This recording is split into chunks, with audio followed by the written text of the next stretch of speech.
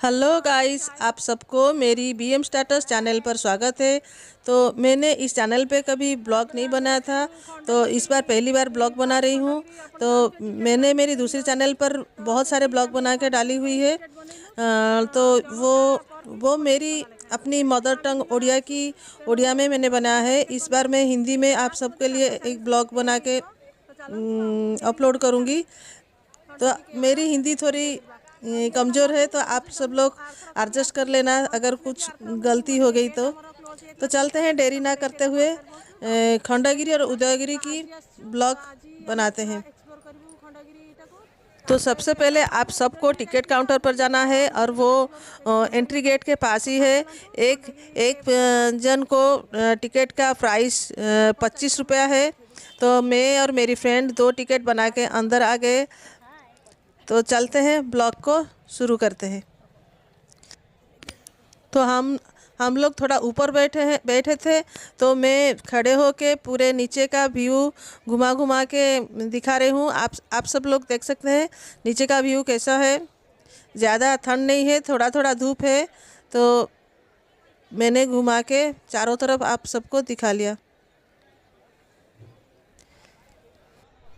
तो इवनिंग होने से पहले चारों तरफ को कवर करना है और उसके बारे में आप लोग को मैं इस ब्लॉग में बताती जाऊंगी। तो चलते हैं, देरी ना करके ब्लॉग को शुरू करते हैं। मैं उड़ीसा स्टेट से बिलोंग करती हूँ, इसीलिए मेरी मातृभाषा उड़िया है। तो मैं फिर से आप सबको गाइस बोल रही हूँ कि मेरी हिंदी थोड़ा वीक है, तो अगर कुछ भी हिंदी में कुछ भी वर्ड गलत हो गया तो आप थोड़ा एडजस्ट कर लेना। तो चलते हैं गाइस, खंडगिरी और उदयगिरी केव्स के बारे में आपको मैं बताऊंगी। चलते हैं। खंडगिरी और उदयगिरी केव्स भुवनेश्वर में सिचुएटेड है। इसका खुलने का टाइम सुबह 9 बजे से और क्लोज होने का टाइम शाम 5 बजे तक रहता है। भारत की प्राचीन धरोहर में शामिल है उदयगिरी और खंडगिरी की गुफाएं। घूमने के लिए आप वहां जरूर पहुंचे। एक साथ दो प्राचीन गुफाएं और आसपास हरियाली ही हरियाली जैसी जगह पर घूमना चाहते हैं तो उदयगिरी और खंडगिरी गुफा पे आप जरूर जाइए और वहां का हरियाली को आप एंजॉय कीजिए। तो हम दोनों फ्रेंड बहुत मुश्किल से पहाड़ी के ऊपर चढ़ के बैठ के और वहाँ का व्यू का हमने एंजॉय किया। तो एक एक जगह के बारे में मैं आपको बताती जाऊंगी। तो हम दोनों ऊपर बैठ के देख रहे थे कि चारों तरफ सोलर लाइट का सिस्टम किया गया है। सोलर लाइट का सिस्टम बहुत अच्छा होता है। तो मेरी फ्रेंड ने बताया कि चल दूसरी तरफ जाते हैं। तो मैंने बहुत मुश्किल से पहाड़ी के ऊपर चढ़ के एक शिला के ऊपर गया। तो वो शिला को देख के मैंने अपने मन ही मन सोचा कि इस शिला में कितनी सारी कहानी छुपी हुई है। इस कहानी का रहस्य जानने के लिए मैं बहुत एक्साइटेड था। तो चलते हैं, इस कहानी का बारे में आप जानकारी लेते हैं। मैं हिंदी में ब्लॉग बनाते बनाते बीच बीच में मेरी मुंह से उड़िया निकल जाती थी, तो मेरी फ्रेंड हंस रही थी। उड़ीसा में भुवनेश्वर से 7 मील दूर पश्चिमी तौर में उदयगिरी के निकट की पहाड़ी खंडगिरी कहलाता है। खंडगिरी का शिखर 123 फुट ऊंचा है, जो आसपास की पहाड़ियों में सबसे ऊंचा है। कलिंग नरेश खारवेल का प्रसिद्ध हाथी गुफा अभिलेख खंडगिरी से कुछ ही दूरी पर है। खंडगिरी की गुफाएं जैन संप्रदाय से संबंधित है। ये गुफाएं लगभग प्रथम शताब्दी ईसा पूर्व में निर्मित की गई मालूम पड़ती है। तो मैं पहाड़ के बहुत ऊपर चढ़ी थी, तो बहुत मुश्किल से मैं नीचे उतरी। तो आप लोग देख सकते हैं मैं कितनी मुश्किल से नीचे जा रही हूँ। पकड़ पकड़ के जा रही हूँ, कहीं गिर ना जाऊँ।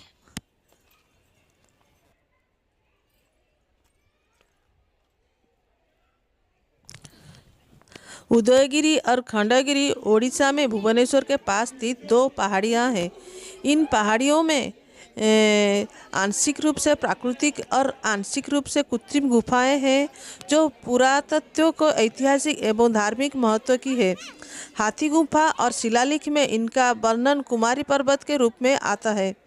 ये दोनों गुफाएं लगभग 200 मीटर के अंतर पर है और एक दूसरे के सामने है।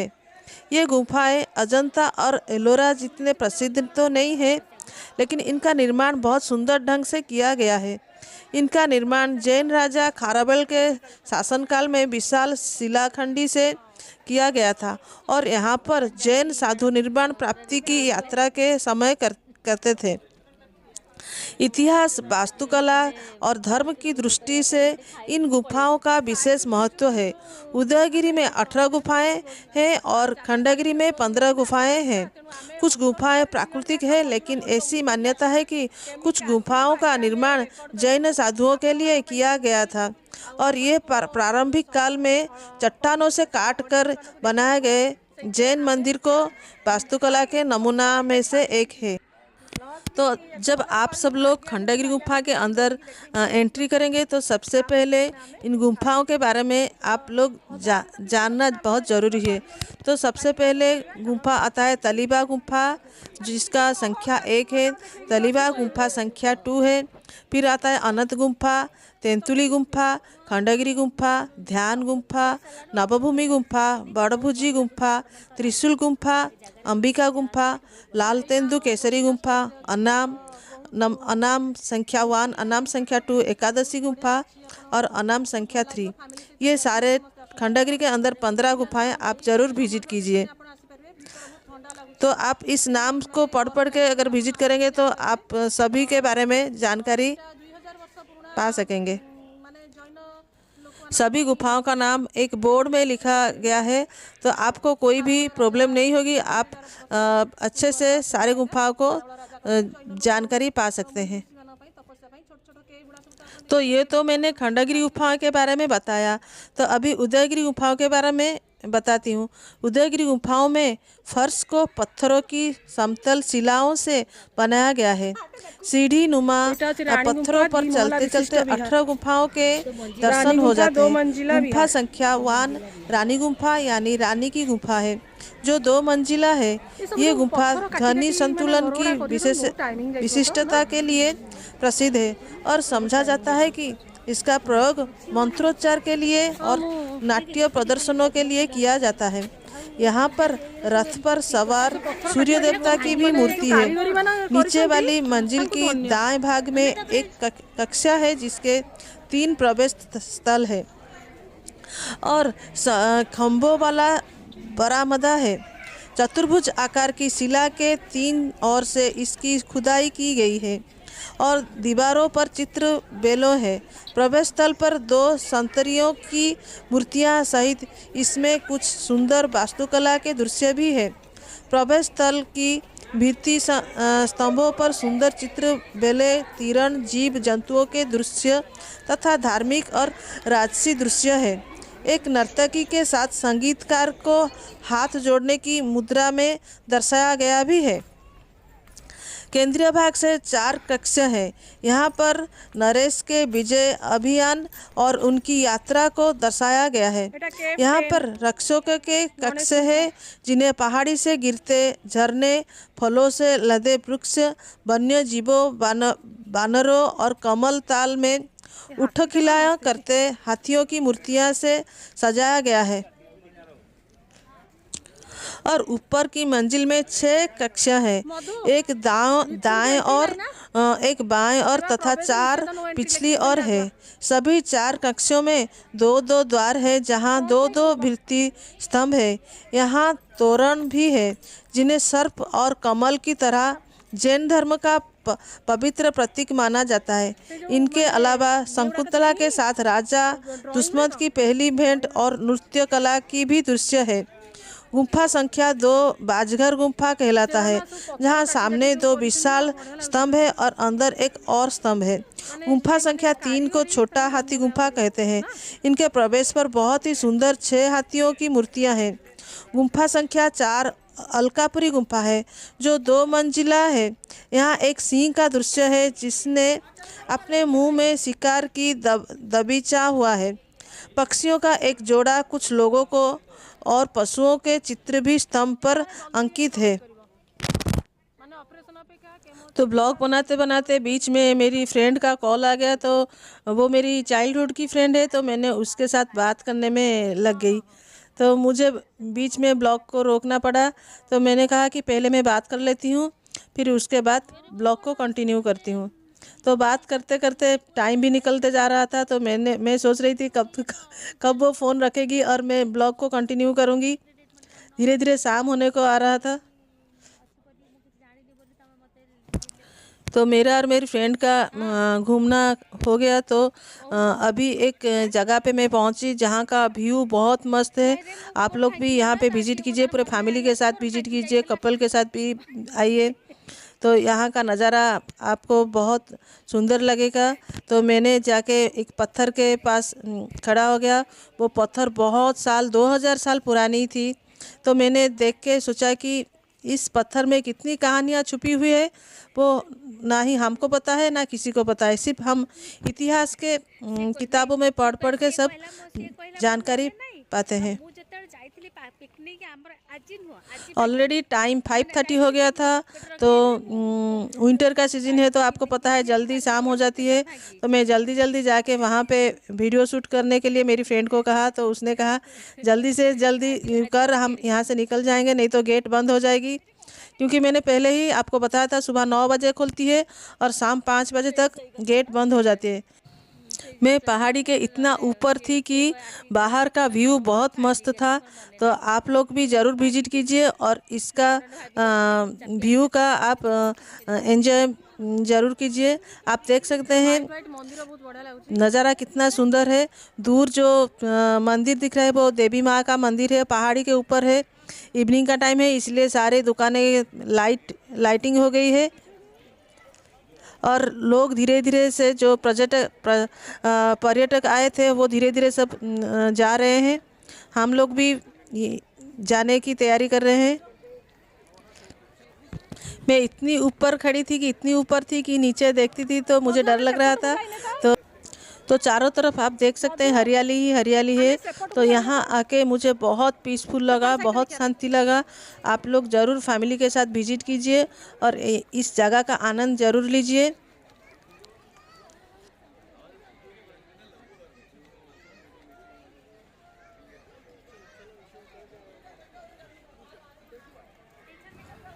उदयगिरी की गुफाएं लगभग 135 फुट है और खंडगिरी की गुफाएं 118 फुट ऊंची है। तो आप सब लोग जान सकते हैं मैं कितने ऊपर खड़ी थी।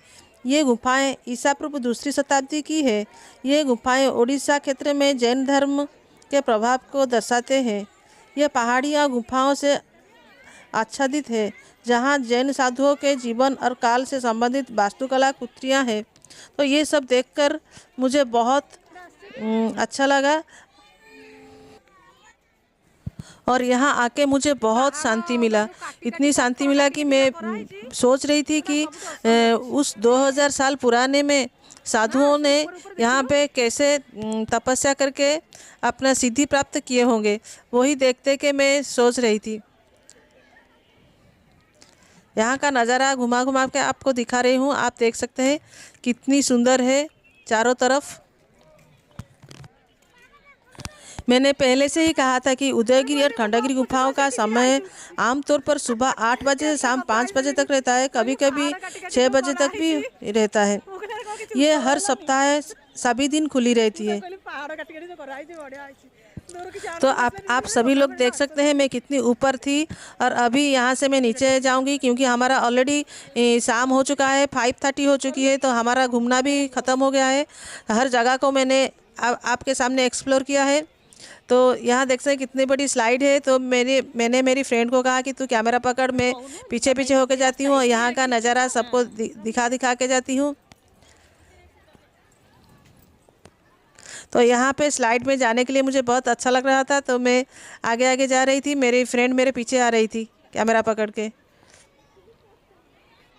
तो साइड में आप देख सकते हैं कि कितने छोटे छोटे गुफाएं हैं और धीरे धीरे सारे जो पर्यटक आए हुए थे वो धीरे धीरे जगह से खाली हो रहे हैं, क्योंकि यहाँ का क्लोज का टाइम तो मैं ऑलरेडी आपको बता दिया था कि 5:30 या 6 बजे तक ये बंद हो जाती है।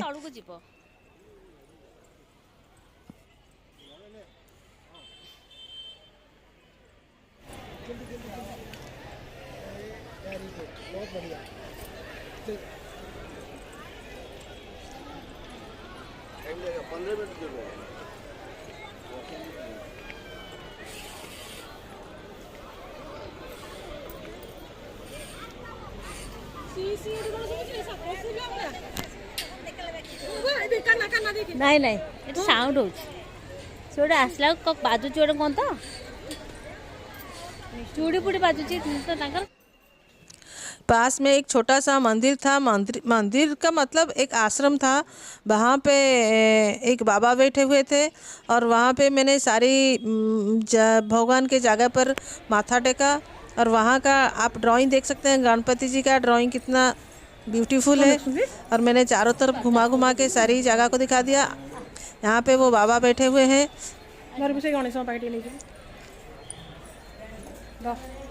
कैमरा ऑन अच्छी।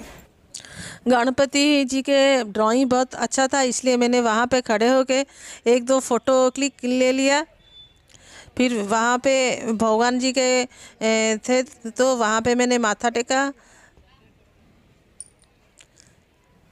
जल्दी जल्दी में वहाँ पे घूम लिया क्योंकि शाम हो रही थी तो हमें जल्दी वहाँ से निकलना था। सुबह से हम घूम रहे, कुछ खाना पीना भी नहीं किए थे तो जल्दी सारा काम निपटा के कैसे बाहर जाएं और कुछ चाय वगैरह पिए, इसलिए सोच रहे थे। तो मेरा मंदिर का घूमना हो गया और हम जल्दी जल्दी यहाँ से एग्ज़िट हो गए। तो फाइनली हम लोग बाहर आ गए।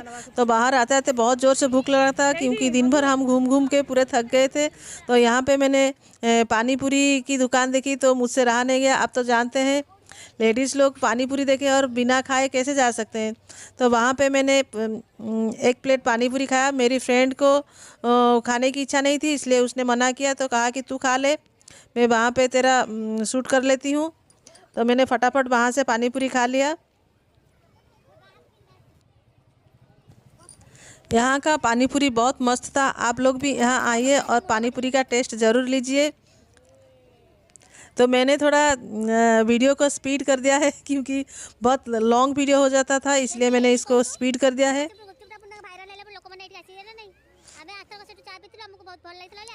दिन भर घूमते घूमते बहुत ज़ोर से भूख लग रहा था, इसलिए सामने जो आया उसको पहले मैंने खा लिया। मेरे सामने पानी पूरी की दुकान दिखी तो मैंने पहले पानी पूरी खा लिया।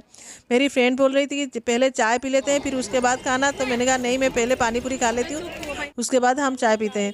फिर मैं चाय की दुकान में पहुँच के गर्मा गर्म चाय दोनों पिए और चाय बहुत मस्त था वहाँ का। शाम के 6 बज चुका था तो हम लोग जल्दी कैसे वहाँ से निकलेंगे वही सोच रहे थे क्योंकि हमें और एक जगह भी जाना था। तो हम लोग वहाँ का काम जल्दी निपटा के फिर वहाँ से निकल गए। आउट साइड दे दो ना, रख के गोटे एटा बंद कर दिबे बे ठीक है। हम रिकॉर्ड मार दे।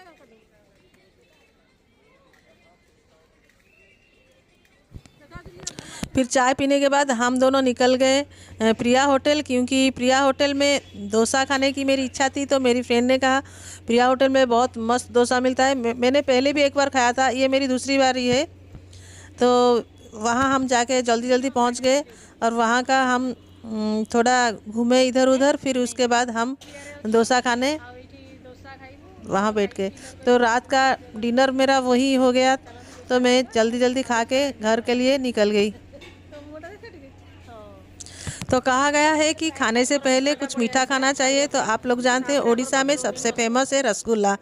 तो हमने सबसे बड़ा रसगुल्ला दो ऑर्डर किया। तो पहले हमने रसगुल्ला खाए, उसके बाद हमने डोसा का ऑर्डर किया। तो हम लोगों ने बटर ओनियन मसाला डोसा का ऑर्डर किया था। तो हमारा ऑलरेडी बहुत ज़ोर से भूख लग रही थी तो हम घूम घूम के पूरे वहाँ भी खाए थे, पर वो हमारा पेट नहीं भरा, इसलिए हमने रात का डिनर यहाँ पे प्रिया होटल में कर दिया। उसके बाद हम घर के लिए निकल गए।